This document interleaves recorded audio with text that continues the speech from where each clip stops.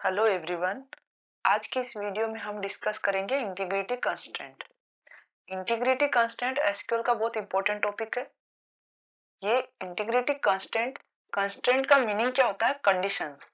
कि डेटाबेस में कुछ कंडीशंस होती है, डेटाबेस पे अगर कुछ ऑपरेशन करने हैं तो उन कंडीशंस को फॉलो करके आप ऑपरेशन कर सकते हो, बट उन कंडीशंस को आपको फॉलो करना होगा।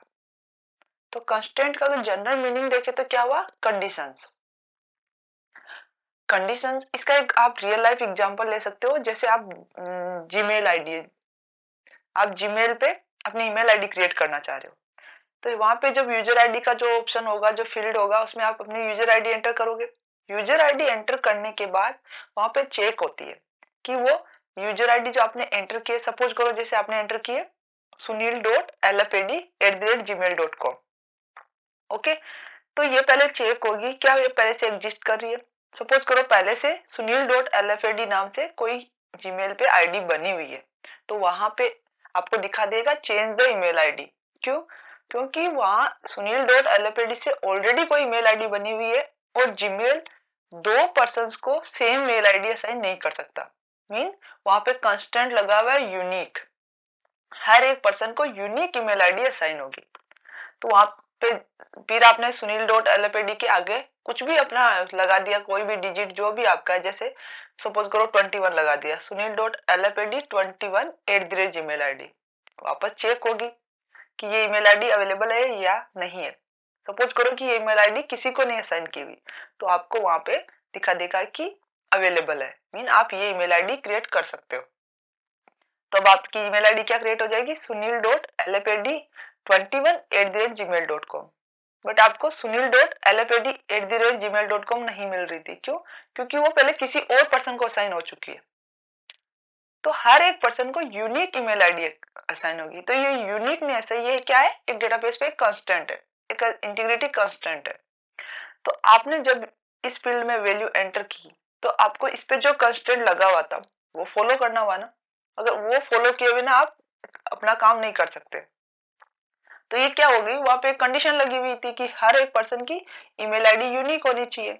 ओके, वैसे ही जैसे आप पासवर्ड क्रिएट करते हो, जीमेल पे करो चाहे किसी भी साइट पे पासवर्ड क्रिएट करते हो, तो वहां पे पासवर्ड का एक फॉर्मेट फिक्स किया हुआ होता है कि फर्स्ट लेटर कैपिटल होना चाहिए, उसमें मिनिमम एक स्पेशल कैरेक्टर होना चाहिए, एक नंबर होना चाहिए। तो आप जब उस फॉर्मेट में पासवर्ड डालते हो तभी वो एक्सेप्ट करता है, अदरवाइज एक्सेप्ट नहीं करता। तो ये भी क्या है? कंस्टेंट है। तो इंटीग्रिटी कंस्टेंट क्या होता है? कंडीशन होती है। तो देखते हैं कि इनकी आप प्रॉपर डेफिनेशन देखते हैं।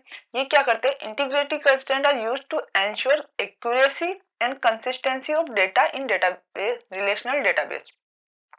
डेटाबेस में क्या करते हैं कि आपको डेटाबेस की एक्यूरेसी और कंसिस्टेंसी बनाए रखने के लिए आप कुछ कंडीशंस करते हो कि जब भी यूजर डेटाबेस में कुछ एंटर करेगा, कुछ ऑपरेशन करेगा, तो ये कंडीशंस उसको फॉलो करनी होगी। उससे क्या होगी? डेटाबेस की एक्यूरेसी और कंसिस्टेंसी मेंटेन रहेगी। Okay, integrity constant are set of rules. Okay, rules और कंडीशंस एक ही बात है। That ensure the changes, database में जब भी कोई चेंज हो रहा है, चाहे अपडेट हो रहा है, डिलीट हो रहा है, इंसर्ट हो रहा है, made to the database by authorized user don't result in a loss of data consistency. ये जो सेट ऑफ रूल्स है ये इंश्योर करते हैं कि डेटाबेस पे कुछ भी चेंजेस हो रहा है किसी यूजर के थ्रू, तो उस चेंजेस के कारण डेटाबेस की कंसिस्टेंसी लॉस्ट नहीं होनी चाहिए। इसलिए उसको गार्ड करने के लिए कुछ रूल्स बना लेते हैं, और वो रूल्स यूजर को जब डेटाबेस पे कोई भी चेंजेस करता है तो वो फॉलो करने होते हैं। ओके, थर्ड है कि constant are applied on attribute और रिलेशनशिप। ये जो टेबल होती है, टेबल के जो एट्रीब्यूट होते हैं, कंस्टेंट इन एट्रीब्यूट पे अप्लाई होते हैं। सपोज जैसे आईडी है एंड नेम है, तो ये कंस्टेंट होंगे, वो एट्रीब्यूट पे अप्लाई होंगे। अगर आपने आईडी का इस पे किया तो इसमें जो वैल्यू एंटर करोगे उस पे ये कंस्टेंट अप्लाई होंगे। ये नहीं कि इस कंप्लीट रो पे होंगे, नेम भी होगा, नहीं। कंस्टेंट क्या करते हैं? ओनली एट्रीब्यूट पे और रिलेशनशिप पे अप्लाई होते हैं। अब कंस्टेंट भी, इंटीग्रिटी कंस्टेंट एसक्यूएल में डिफरेंट डिफरेंट टाइप के होते हैं, तो वन बाय वन हम देखते हैं। फर्स्ट है unique, not null, check, default, primary key and foreign key. Okay, primary key और फॉरेन की हमने पहले भी डिस्कस कर ली है, इन दोनों के सेपरेट सेपरेट वीडियो बनाए हुए हैं। आज हम यहाँ पे देखेंगे unique, not null, check and default constraint. तो वन बाय वन सब कंस्ट्रेंट को देखते हैं। सबसे पहले देखते हैं यूनिक कंस्ट्रेंट। यूनिक कंस्ट्रेंट के नाम से पता चल रहा है कि ये इसमें यूनिक होने चाहिए, मीन कोई भी वैल्यूज दो की सेम नहीं होनी चाहिए, डिफरेंट होने चाहिए। The unique constant ensure that all values in a column must be different. जिस एट्रीब्यूट में जिस कॉलम पे यूनिक कंस्टेंट लगाया हुआ है उसके अंदर जो भी वैल्यू जाएगी वो सब डिफरेंट होने चाहिए, कोई भी दो वैल्यू सेम नहीं हो सकती। जैसे ईमेल आईडी की बात की थी कि दो यूजर को सेम ईमेल आईडी असाइन नहीं हो सकती, तो वहां पे क्या कंस्टेंट था, यूनिक कंस्टेंट था। The unique constant and primary constant provide a guarantee for uniqueness of a column or set of column. Okay, primary की में यूनिकनेस होती है, यूनिक भी यूनिक होता है। प्राइमरी की में एक और ऐड हो जाता है कि नोट नल। जब हम नोट नल नेक्स्ट कंस्टेंट पढ़ेंगे तो जब यूनिक और नोट नल दोनों कंस्टेंट आ जाते हैं तो वो वहां पे प्राइमरी की होती है कि वहां पे यूनिक भी होना चाहिए और नोट नल भी होना चाहिए, कि वहां पे नल वैल्यू भी नहीं होनी चाहिए। ये मैंने प्राइमरी की पे जो वीडियो बनाया हुआ है उसमें प्राइमरी की को डिटेल में डिस्कस किया हुआ है। फिर ये कि a primary key constant automatically has a unique constant. जब आपने प्राइमरी की कंस्टेंट लगा दिया ना तो ऑटोमेटिकली वो यूनिक कंस्टेंट भी होगा उसमें और नॉट नल भी होगा। You can have many unique constant per table. एक टेबल में आप मल्टीपल यूनिक कंस्टेंट हो सकते हैं, बट प्राइमरी की कंस्टेंट एक ही हो सकता है एक टेबल में, क्योंकि एक ही फील्ड को आप प्राइमरी की बना सकते हो। उसके बाद देखते हैं हम यूनिक कंस्टेंट क्वेरी कैसे लिखते हैं, क्वेरी में यूनिक कंस्टेंट को कैसे अप्लाई किया जाता है। एक क्वेरी है कि the following SQL query create a table called customer. एक कस्टमर टेबल क्रिएट करिए, एड 5 कॉलम्स, उसके अंदर 5 कॉलम है। मोबाइल नंबर, उसके अंदर mobile number is set to unique, mobile number unique set किए हुए। मोबाइल नंबर को यूनिक कर दिया, इसका मतलब क्या हुआ, आप दो रिकॉर्ड्स के लिए आप सेम मोबाइल नंबर नहीं डाल सकते। मतलब मोबाइल नंबर जो कॉलम होगा उसमें जो भी एंट्री होगी वो यूनिक होनी चाहिए, वो एक दूसरे से डिफरेंट होनी चाहिए। दो मोबाइल नंबर आप सेम नहीं डाल सकते, दो कॉलम सॉरी दो रो में आप सेम मोबाइल नंबर नहीं डाल सकते। ये देखो, create table customer, customer ID integer, mobile number integer, आपने मोबाइल नंबर पे कंस्टेंट लगा दिया यूनिक। ओके, नेम वेयर के, ये जब ये क्वेरी क्रिएट टेबल वाली हम देखेंगे ना, जब क्रिएट कमांड क्या होती है, इंसर्ट वाली कमांड कैसे काम करती है, तो आपको वहां अच्छे से समझ आ जाएगा। यहाँ पे मैंने ये क्वेरी क्यों लिखी है, ताकि कंस्टेंट को मैं प्रैक्टिकली करके आपको बता सकूं। एज, इंटीजर, एड्रेस और सैलरी, ये लाइव एसक्यूएल है, ये इसका वर्क प्लेस है। यहाँ पे आप अपनी क्वेरी लिखोगे, ये आपने क्वेरी लिख दी, create table customer, customer ID, mobile number पे आपने यूनिक कंस्टेंट लगाया। अब आप इसको रन करोगे तो टेबल क्रिएट होगी। ओके, ये देखो दिखा रहा है टेबल क्रिएटेड। अब यहाँ पे आप इंसर्ट करो,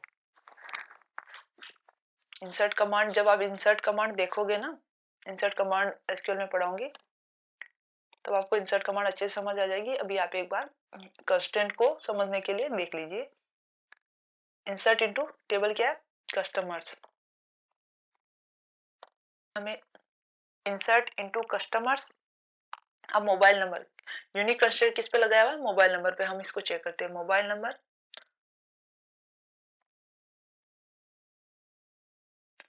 वैल्यू जिसमें डालना होता है वो इसमें लिख दो, वैल्यूज इंटीजर टाइप का है, मोबाइल नंबर डाल दो।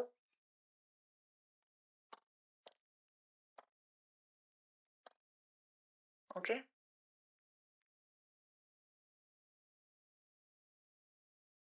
हम देखते हैं इसको रन करवा के।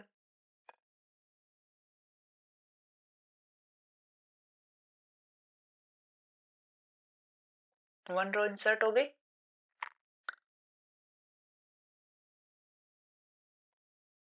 ओके, क्योंकि आपने फर्स्ट टाइम मोबाइल नंबर अभी डाला, इसमें कोई एग्जिस्ट नहीं कर रहा, यूनिक है ये। वापस इस क्वेरी को एग्जीक्यूट करते हैं। यहाँ अब सेम मोबाइल नंबर, मैं वही मोबाइल नंबर वापस डाल रही हूँ। अब इसको रन करते हैं। अभी देखो, यहाँ पे देखो एरर मैसेज देखो, यूनिक कंस्टेंट वायलेट, क्योंकि मोबाइल नंबर पे क्या कंस्टेंट लगाया था, यूनिक कंस्टेंट लगाया हुआ था। अब आपने इसमें सेम मोबाइल नंबर एंटर किया तो वहां पे एरर आ गई, इसने सेम मोबाइल नंबर आपको इंसर्ट नहीं करने दिया, एरर आ गई कि यूनिक कंस्टेंट वायलेट हो गया। ओके, यूनिक कंस्टेंट वायलेशन हो गया। तो ये गार्ड हो गया ना डेटाबेस में कि मोबाइल नंबर यूनिक होने चाहिए, यूनिक नहीं हुए तो इसने इंसर्ट नहीं करने दिया। अब हम तो यहाँ पे चेंज कर देते हैं, ये देखो 1 रो इंसर्ट हो गई क्योंकि मैंने मोबाइल नंबर ये देखो 946197 कर दिया, तो ये डिफरेंट हो गया। मीन यूनिक कंस्टेंट जिस कॉलम पे लगाया हुआ होगा उसमें आप दो सेम वैल्यू नहीं डाल सकते, हर एक एंट्री डिफरेंट होनी चाहिए। तो यहाँ पे यूनिक कंस्टेंट समझ आ गया। अब हम नेक्स्ट कंस्टेंट डिस्कस करते हैं। नेक्स्ट कंस्टेंट है नोट नल।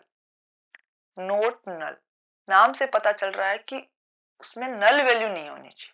अब डेटाबेस में नल वैल्यू का मतलब जीरो नहीं होता, डेटाबेस में नल मीन वो एम्प्टी है, वहां पे कोई वैल्यू नहीं है। नल का मीन ये होता है उसमें जीरो इंसर्ट करना मीन कोई वैल्यू है डेटाबेस में, इसलिए इसको नल को जीरो से कंफ्यूज नहीं होइए क्योंकि नल का मतलब डेटाबेस में कभी जीरो नहीं होता, नल मीन एम्प्टी। तो नोट नल मीन जिस कॉलम पे आपने नोट नल कंस्टेंट लगा दिया वो उस कॉलम में कोई भी वहां पे एम्प्टी नहीं होना चाहिए, वहां पे वैल्यू होनी चाहिए। The not null constant enforce a column to not accept null values.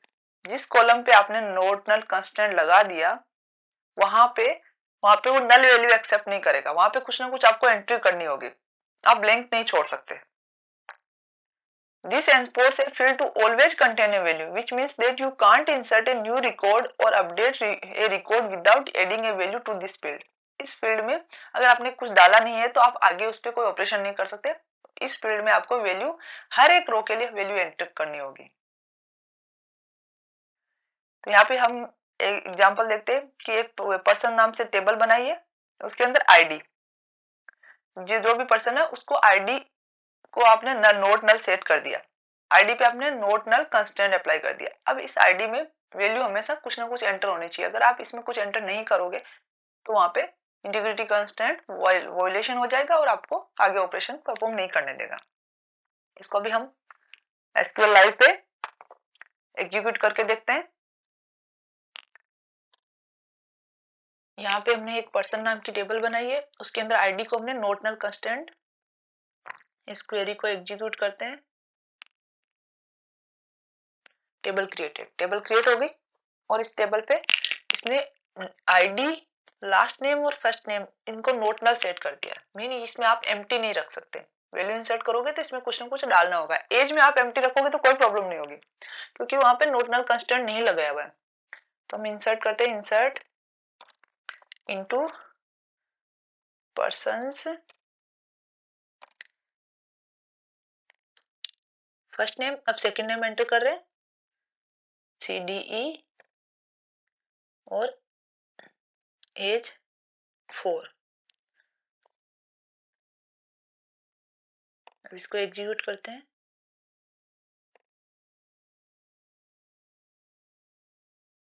One row inserted, आपने यहाँ पे देखा वन रो इंसर्टेड, ये वन रो इंसर्टेड आ गई। अब इसी क्वेरी को हम वापस करते हैं, किसी को ब्लैंक छोड़ देते हैं जिसको नोट नल किया है। क्या ये क्वेरी एग्जीक्यूट होती है? चलो एज ये नहीं एंटर करती हूँ, अब देखते हैं क्या होता है। एज नहीं इंसर्ट करती हूँ, एज में कुछ इंसर्ट नहीं करती हूँ, देखते हैं क्या होता है। One row inserted, one row inserted आ गई। क्यों आ गई? क्योंकि एज को मैंने नोट नल नहीं सेट किया था। आप एज में वैल्यू नहीं भी डालो तो कोई प्रॉब्लम नहीं होगी।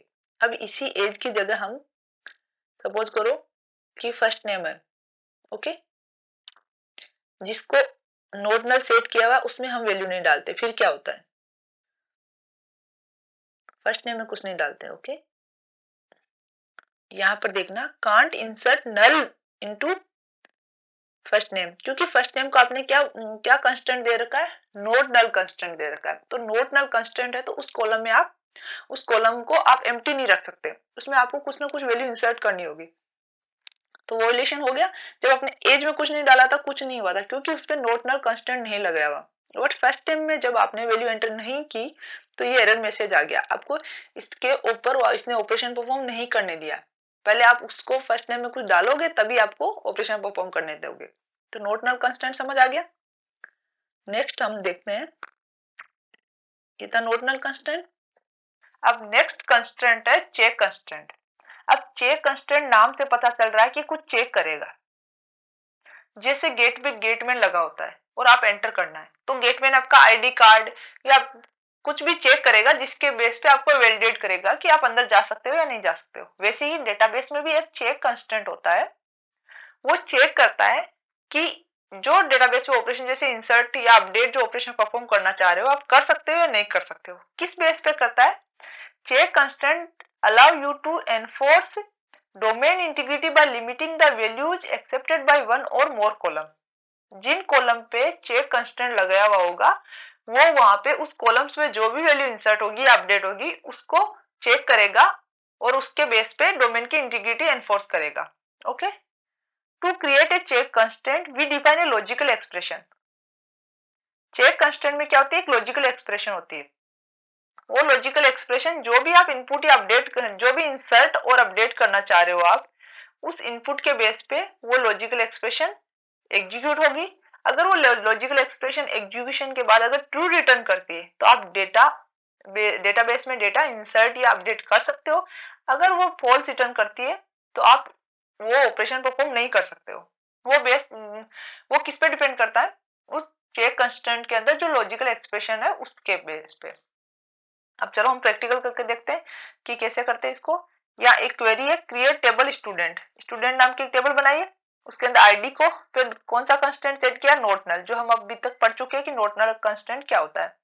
फिर लास्ट नेम में भी note null constant, first name पे कोई कंस्टेंट नहीं लगाया, एज पे हमने चेक कंस्टेंट लगाया। चेक कंस्टेंट के अंदर अभी पहले क्या बताया था कि कोई लॉजिकल एक्सप्रेशन होती है। ये लॉजिकल एक्सप्रेशन है कि age greater than equal to 18, या तो एज 18 होनी चाहिए, 18 से अबव होनी चाहिए। अगर इससे कम आप इंसर्ट करोगे तो वॉयलेशन होगा, चेक कंस्टेंट फॉल्स रिटर्न करेगा और आपको इनपुट नहीं करने देगा। तो हम देखते हैं इसको प्रैक्टिकल करके कि ये ऐसा ही करता है। क्वेरी थी क्रिएट टेबल जिसके अंदर आईडी को नोट नल कंस्टेंट सेट किया हुआ है, लास्ट नेम को नोट नल, फर्स्ट नेम को कोई कंस्टेंट नहीं लगाया हुआ है, एज पे चेक कंस्टेंट लगाया हुआ है। हम चेक कंस्टेंट की कोई समझ नहीं क्योंकि नोट नल का हम पहले ही प्रैक्टिकल कर चुके हैं। तो चलो देखते हैं कि इसको एग्जीक्यूट किया, टेबल क्रिएट हो गई। उसके बाद इंसर्ट इनटू स्टूडेंट। ओके, अब आईडी और लास्ट नेम एंड एज तीन एट्रीब्यूट में हम वैल्यू एंटर कर रहे हैं। आईडी में 1 एंटर कर दिया, चलिए last name where character type का है तो इसको सिंगल कोट में लिख दिया और एज हमने 18 एंटर की। इसको एग्जीक्यूट करते हैं।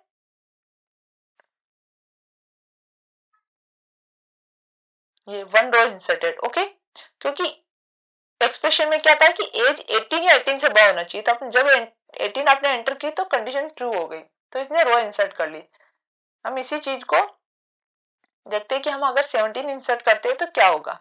तो क्या 17 इंसर्ट करेंगे तो क्या वैल्यू ले लेगी ये इंसर्ट कमांड? क्या होता है, क्या इंसर्ट करने देता है? नो। चेक कंस्टेंट, देखो ये देखो एरर मैसेज आ गया, चेक कंस्टेंट वॉयलेट। ओके, क्योंकि चेक कंस्टेंट में जो एक्सप्रेशन थी उसने क्या रिटर्न किया, जब 17 एंटर किया आपने तो 17 ग्रेटर देन इक्वल टू 18 है, नहीं, कंडीशन फॉल्स हो गई। तो इस एक्सप्रेशन ने क्या रिटर्न किया? फॉल्स रिटर्न किया। जब फॉल्स रिटर्न करते हैं तो आप वो इंसर्ट या अपडेट जो भी ऑपरेशन कर रहे हो वो ऑपरेशन नहीं कर सकते, इसलिए आपको 17 की वैल्यू एंटर नहीं करने दी। तो ये तो था चेक कंस्टेंट, समझ आ गया होगा चेक कंस्टेंट। उसके बाद नेक्स्ट कंस्टेंट है default constant. Default, default word से पता चल रहा है कि डिफॉल्ट मीन जब यूजर कुछ भी स्पेसिफाई नहीं करता है तब ऑटो में वहां पे क्या वैल्यू इंसर्ट होनी चाहिए, तो वो डिफॉल्ट कांस्टेंट के अंडर में आती है। Default constant is used to insert a default value into a column. जिस कॉलम पे डिफॉल्ट कांस्टेंट लगाया हुआ है उसमें जब आप कुछ वैल्यू एंटर नहीं करोगे, कुछ भी इंसर्ट नहीं करोगे, तो जो डिफॉल्ट कांस्टेंट में जो वैल्यू सेट होगी वो वहां पे सेट हो जाएगी। Default value will be added to all new records if no other value is specified. अगर कोई वैल्यू स्पेसिफाइड नहीं की हुई है यूजर से तो जो डिफॉल्ट कांस्टेंट के अंदर जो वैल्यू है वो सेट हो जाएगी। डिफॉल्ट कांस्टेंट के लिए क्वेरी है, एक क्रिएटेबल पर्सन बना दी, उसकी person ID integer not null constant लगाया हुआ है। सेकंड है last name, first name, address और सिटी। सिटी पे इसने डिफॉल्ट कांस्टेंट लगाया कि डिफॉल्ट सैडनेस। ओके, अब इस क्वेरी को हम एग्जीक्यूट करके देखते हैं कि क्या होता है। Query create table person ID integer not null, last name variable, first name variable not null, address variable और सिटी वेरिएबल और इस पे डिफॉल्ट कंस्टेंट लगा दिया। ओके,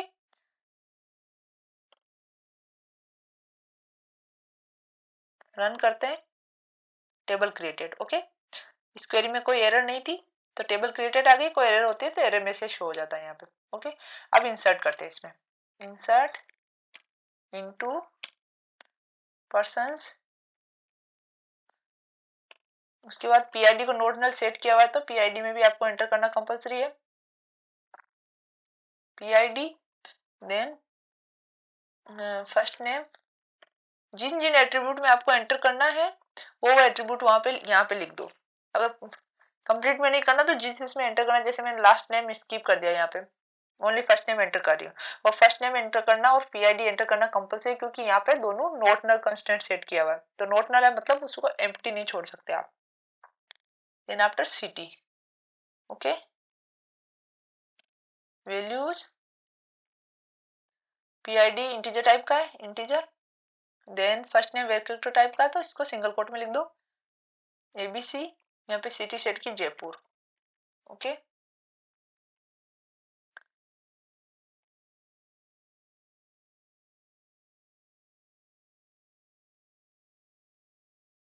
वन रो इंसर्ट हो गई। अब इसको टेबल के कंटेंट देखने के लिए आप लिखोगे सेलेक्ट स्टार फ्रॉम पर्सन्स, तो पर्सन्स में जो भी एंट्री है वो एंट्री आ जाएगी। तो इसने पीआईडी 1 इंसर्ट किया था, लास्ट नेम में कुछ भी इंसर्ट नहीं किया था, फर्स्ट नेम में एबीसी और जयपुरी। ये टेबल के कंटेंट शो हो गए यहाँ पे, ये टेबल के कंटेंट शो हो गए जयपुर। अब हम देखते हैं, ये तो हमने जयपुर एंटर किया था, अब हम इसमें कुछ सिटी में आप कुछ भी एंटर नहीं करते हैं, फिर देखते हैं कि क्या रिजल्ट आता है। ये क्वेरी लिखते हैं, इसको रन करते हैं, सिटी में हम कुछ नहीं एंटर कर रहे हैं, वन रो इंसर्टेड। ओके, रो इंसर्ट हो गई। वापस सेलेक्ट करते हैं और टेबल के कंटेंट वापस व्यू करते हैं कि अब आपके टेबल के कंटेंट में आपको क्या क्या दिखाता है। आपने दो रो इंसर्ट किए, एक बार जयपुर सिटी इंसर्ट किया और सेकंड आपने कुछ इंसर्ट नहीं किया। ये देखो, पहले आपने फर्स्ट इंसर्ट कमांड में पीआईडी इंसर्ट की थी, लास्ट नेम में आपने कुछ नहीं इंसर्ट किया था, प्लस वहां पे कोई डिफॉल्ट कंस्टेंट भी नहीं लगा हुआ, तो ये ब्लैंक आ गया। देन आपने फर्स्ट नेम में एबीसी एबीसी डाला है और सिटी में आपने फर्स्ट इंसर्ट कमांड में जयपुर डाला, बट सेकंड इंसर्ट कमांड में आपने कुछ नहीं एंटर किया। जब कुछ नहीं एंटर किया फिर भी सिटी में एंट्री आ रही है, क्या आ रही है, सैडनेस। ये क्या था, आपने सैडनेस डिफॉल्ट वैल्यू सेट की थी। ओके, तो ये हो गया डिफॉल्ट कंस्टेंट, समझ आ गया। ये था अपना डिफॉल्ट कंस्टेंट। इसी के साथ इंटीग्रिटी कंस्टेंट कंप्लीट होते हैं। 4 integrity constant, unique, not null, check and default मैंने इस वीडियो में डिस्कस कर दिए, primary key and foreign key already discuss किए हुए। तो ये इंटीग्रिटी कंस्टेंट एसक्यूएल का बहुत इंपॉर्टेंट पार्ट है। एसक्यूएल को एडवांस में जानने से पहले हमें इंटीग्रिटी कंस्टेंट का पता होना चाहिए, क्योंकि जो भी एसक्यूएल की कमांड्स होगी उसमें इंटीग्रिटी कंस्टेंट यूज होंगे, तो वो यूज करने से पहले हमें इंटीग्रिटी कंस्टेंट पता होना चाहिए। वीडियो कैसा लगा कमेंट करके जरूर बताएं। अच्छा लगा तो लाइक शेयर एंड सब्सक्राइब करें। Thanks for watching.